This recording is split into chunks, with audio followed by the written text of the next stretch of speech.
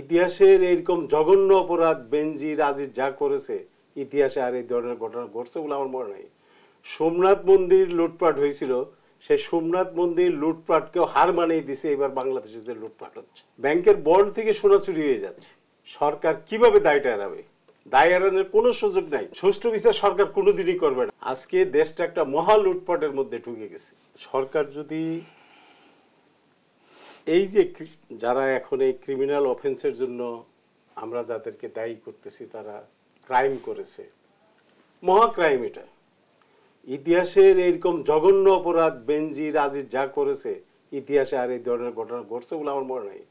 সোমনাথ মন্দির লুটপাট হয়েছিল, সেই সোমনাথ মন্দির লুটপাটকেও হার মানিয়ে দিছে এবার বাংলাদেশে যে লুটপাট হচ্ছে। পত্রিকা খুললেই লুটপাট। আপনি দেখেন ব্যাংকের বন্ড থেকে সোনা চুরি হয়ে যাচ্ছে, ওখানে সোনা নাই। বাংলাদেশ ব্যাংকের টাকা নাই, বাংলাদেশ ব্যাংকে সাংবাদিক ঢুকতে পারতেছে না। শুনে এখন দেশটা যে জায়গায় গেছে, এই জায়গা থেকে দেশকে রক্ষা করতে হবে, দেশের জনগণকে রক্ষা করতে হবে। রক্ষা করতে হলে আপনি আজকে এই যে আপনি যে প্রশ্নটা আমাকে করেছেন, এই সরকার কিভাবে দায়টা এড়াবে? দায় এড়ানোর কোনো সুযোগ নাই। আমাদের হাসান মাহমুদ সাহেব বলেছে সুষ্ঠু বিচার সরকার করতে চায়। সুষ্ঠু বিচার সরকার কোনোদিনই করবে না। আমি আপনাকে না, আমি বলি সেটা, সরকারের যদি সুষ্ঠু বিচার করার ইচ্ছা থাকতো 26 তারিখ কোর্ট তার বেনজিরের উপরে ভার্ডিক্ট দিয়ে দিল যে তোমার সম্পত্তি ক্রোক করা হবে, এই করা হবে, সেই করা হবে। এরপর তিনি বিদেশ চলে গেলেন। কি করে উনি কিভাবে বিদেশে গেলেন?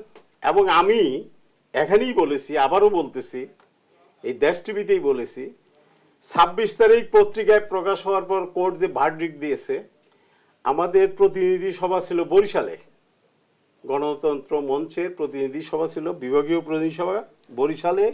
আমি বললাম যে এই মুহূর্তেই এটা যদি আইওএসে পরিণত না হয়, এই মুহূর্তে বেনজির এবং আজিজকে গ্রেপ্তার করা হোক।